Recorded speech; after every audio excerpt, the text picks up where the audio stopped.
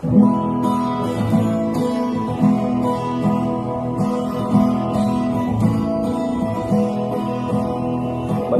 makinig, matuto. Manood, makinig at matuto. May aral natin ang kwento ng bayan ko. Magandang araw! Isang bagong paglalakbay na naman mula sa kaba ng mga kwento ng bayan ko ang ating pagsasaluhan ngayon. Ako nga pala si Teacher Roda na maghahatid sa inyo ng mga kwentong kapupulutan ng aral. Ang babasahin ko ngayon ay isang kwento tungkol sa iba't ibang uri ng basura na karaniwan nating matatagpuan sa loob ng silid-aralan na pwede pala natin pang pakinabangan. Na pinamagatang ang mga bidang basura. Isinulat ito ni Rogelio L. Restirio Jr. ng Division of Occidental Mindoro at iginuhit at kinulaya naman ni Elsa T. Nagutom mula sa Division of Marinduque. Binigyang buhay naman ito sa anyo ng audiobook ng inyong lingkod, Rodaria B. Francisco, mula sa Division of Occidental Mindoro. Handa na ba kayong maglakbay sa kaba ng mga kwento ng bayan ko? Halina't makinig! Ang mga bidang basura. Araw ng linggo, walang pasok sa paaralan. Malakas at may kalamigan ng hangin. Sa labas na pumapasok hanggang sa loob ng tahimik na silid-aralan.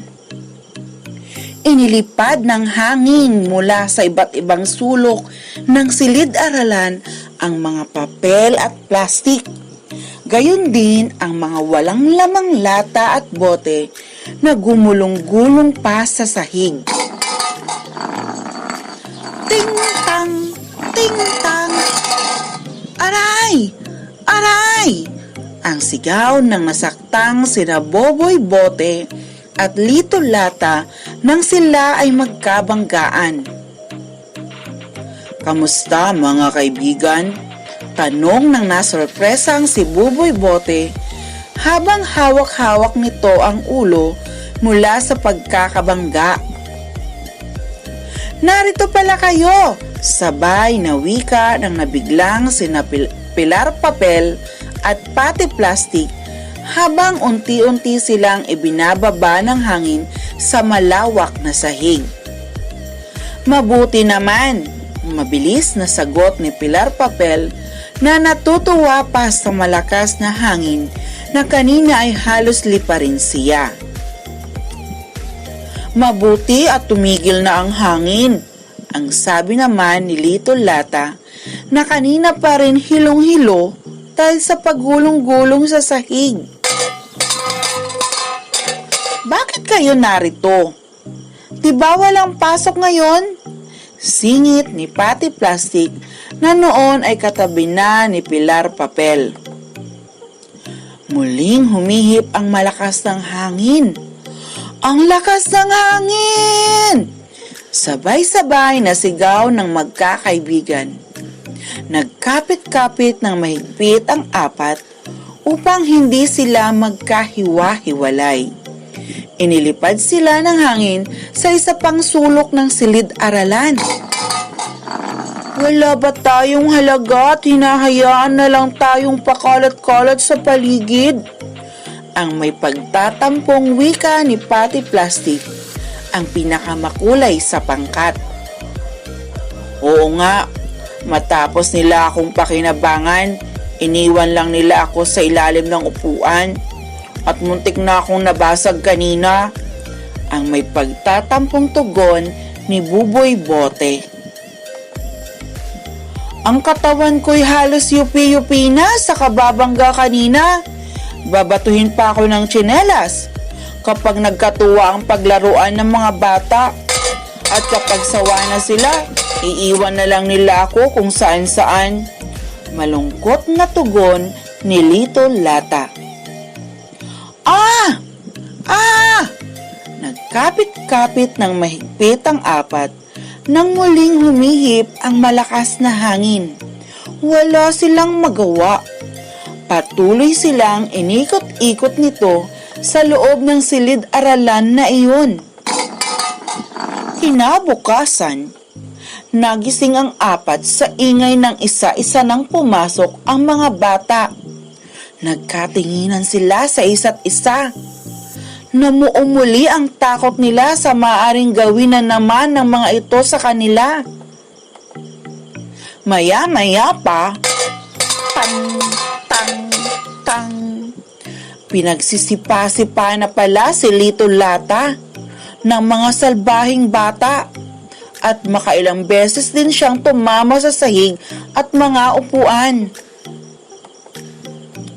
Ibinilog naman si Pilar Papel sa loob ni Patty Plastic na tila isang bola. Pinagpapasapasahan sila ng mga bata sa kung saan-saang direksyon. Ting, ting, ting.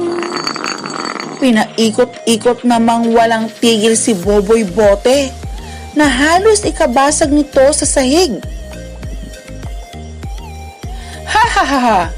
Hey! Yahoo! Sigawan at tawanan ng mga tuwang-tuwang mga bata habang walang tigil na pinaglalaruan ang apat na magkakaibigan. Biglang dumating si Ginang Garcia, ang mabait na guro ng mga bata. Pinagsabihan nito ang mga bata dahil sa mga papel, plastik, lata at bote na kumalat sa sahig. Pansamantalang tumahimik ang mga bata. Ipinaliwanag at ipinakita ni Ginang Garcia ang kahalagahan ng mga basura upang gawin itong kapaki-pakinabang sa tao at kalikasan. Nagkatinginan ng magkakaibigang papel, plastik, bote at lata sa kanilang narinig. Natuwa sila. Sa wakas, mayroon din pala silang halaga. Mayroon din pala silang ibang gamit at pakinabang. Ah! Ah! Sigaw muli ng apat. Isa-isa silang pinulot ng mga bata at inilagay sa isang malaking kahon. Akala nila sila'y tuluyan ng magkakahiwa-hiwalay. Si Pilar Papel ay ginawang isang makulay at kaakit-akit na bulaklak. Si Patty Plastic naman ay ibinalot sa kapirasong kahoy at kinulayan upang maging isang tangkay. Sina Lito Lata at Buboy Bote ang nagsilbing florera ni Pilar Papel at Patty Plastic. Kapwa sila masayang-masaya sa biglang pagbabagong nangyari sa kanila. Akala ko talaga magkakahiwa-hiwalay na tayo dahil sa ating pagkakaiba-iba, ang masayang wika ni Lito Lata sa mga kaibigan. Mula noon, pinahalagahan na ng mga bata ang mga basurang nakikita nila sa paligid. Alam na nila ang maaari pang gamiting muli at gawing kapaki-pakinabang. Ang mga bidang basura na sina Pilar Papel, Patty Plastic, Buboy Bote at Lito Lata na dating pakalat-kalat ay naging magagandang palamuti sa loob ng silid-aralang iyon. Sila din pala ay may halaga. Nagustuhan niyo ba mga batang ang ating kwento? Hanggang sa muli, paalam! Ang Learning Resources Management section ng Kagawaran ng Edukasyon. Manood, makinig, at matuto.